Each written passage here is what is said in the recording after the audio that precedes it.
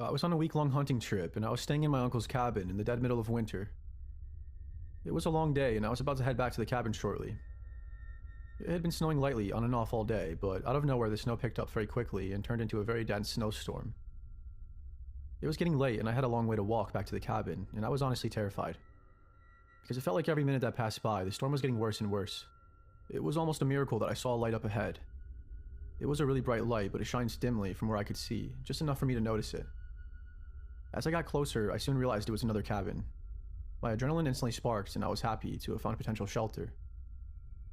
I would have had to walk miles upon miles in that blizzard to get back to my uncle's cabin, and I would have been screwed.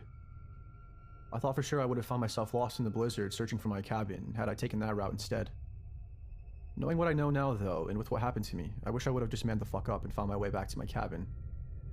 But I could barely even see what was in front of me. And ultimately, that played a huge part in the final decision of me trying to get in contact with whoever was inside. I was just hoping my luck wouldn't have run out completely. What was the chance this guy was actually going to be a serial killer or something like that?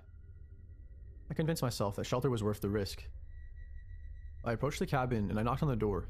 I heard footsteps that seemed like they were getting closer to me.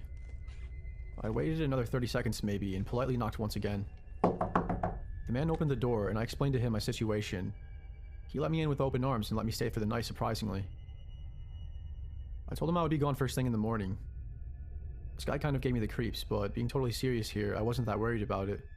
People out here were known for being that way. Not necessarily creepy, but I could sense he wasn't the extroverted type, let me just put it that way. He barely spoke to me at all. He gave me a pillow and told me I could sleep on his couch in the main room.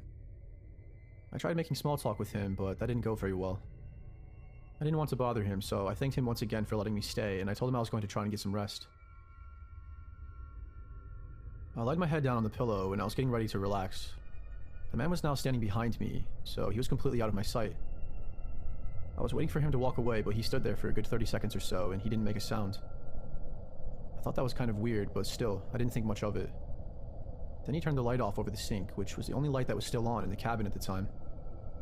I figured that meant he was finally going to lay down as well, but I was wrong. He walked away towards his room, and I started to doze off within minutes. What the fuck was that?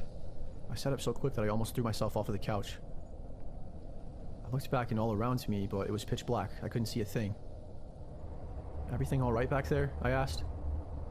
But there was no reply. To which I then stated, "Alright, good night then." I was genuinely starting to get anxious, and I started to rethink my decision of staying there. Convinced myself that it was nothing though, and that I should just try to fall back asleep. I finally fell asleep maybe 15 to 20 minutes after that, and I have no idea how long I was out for, when all of a sudden, I awoke to the guy on top of me. At first he was literally only just laying on me a long ways. His body was stiff as ever. I awoke within seconds and I tried to get him off me. He was much stronger than me though. He then started choking me and smelling me, and like smelling my hair and touching my face. He even tried to kiss me.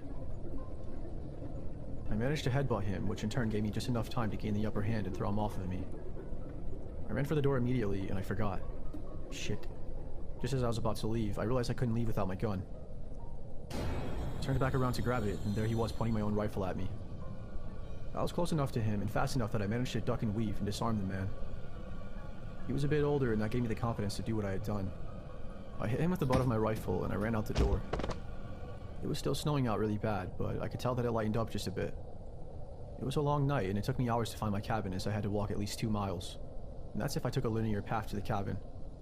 I was walking around aimlessly for quite some time, just winging it, in 7 to 8 inches of snow in the middle of the night, with a snowstorm clouding my vision on top of that. I later found out from the police that the person who owned that cabin had mysteriously disappeared years ago, and no one has owned it since. That legit gave me shivers when the officer told me that. That guy was going to kill me. The scariest thing about it is, I don't think they caught the guy yet either.